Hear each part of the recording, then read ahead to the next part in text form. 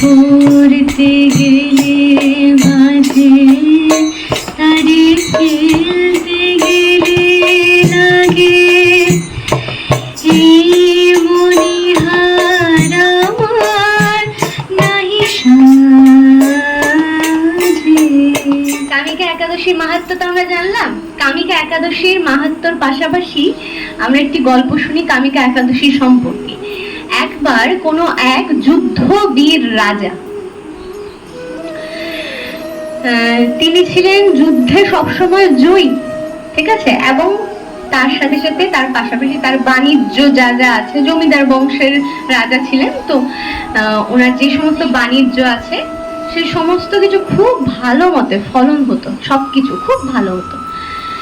তাতে করে কি হতো, একদিনকে উনি যুদ্ধে যখন আক্রমণ করেন, ওনার হাতে ভুলবশত একজন ব্রাহ্মণের হত্যা হয়, ঠিক আছে, ভুলবশত একটি ব্রাহ্মণের হত্যা হয়। কিন্তু হত্যা হওয়ার ফলে যেটা হয়, বলে না অবঘাতে মৃত্যু হলে তো সেই আত্মার শান্তি হয় না। রাজন নিজের হাতেই কিন্তু সেই সেই ব্রাহ্মণ যিনি ছিলেন তার সৎকার করেছিলেন, কিন্তু তাতেও না অপঘাতে মৃত্যুর একটা ফল হয়। আর বলা হয় যে ব্রাহ্মণ যদি অপঘাতে মৃত্যু হয় সে ব্রহ্মদৈত্য হয়।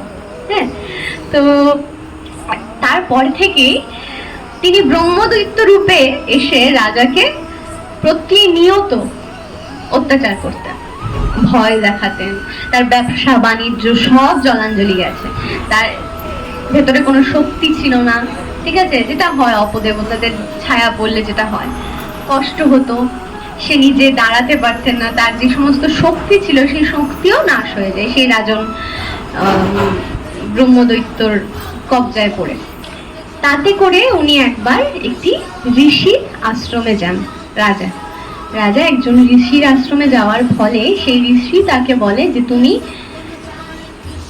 শ্রাবণ মাসের কৃষ্ণপক্ষের প্রথম যে একাদশী কামিকা একাদশী, সেই কামিকা একাদশী শ্রদ্ধাপূর্ণভাবে পালন করো, তাতে তোমার যদি ফল হয়। এখানে একটা জিনিস মার্ক করতে হবে, ঋষি কিন্তু বলেনি যে কামিকা একাদশী করলেই তোমার ঠিক হয়ে যাবে, বলছে শ্রদ্ধাপূর্ণ ভাবে। তার মানে আমরা শুধু করলেই হয় না, শ্রদ্ধা এবং নিয়ম পালন করে।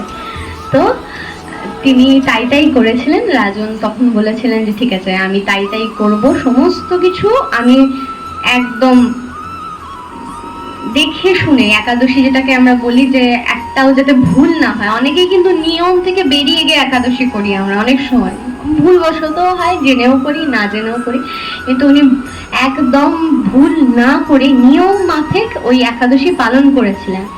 এবং শুধু একাদশী পালনও করেনি, তার সাথে সাথে জপ, তুলসী পত্র, ভগবান শ্রীকৃষ্ণ চরণে দেওয়া, সে সমস্ত কিছু করেছিলেন। এবং সেই একাদশী করতে করতে তিনি বুঝতেও পারেনি কখন ভগবান এসে সামনে দাঁড়িয়েছে।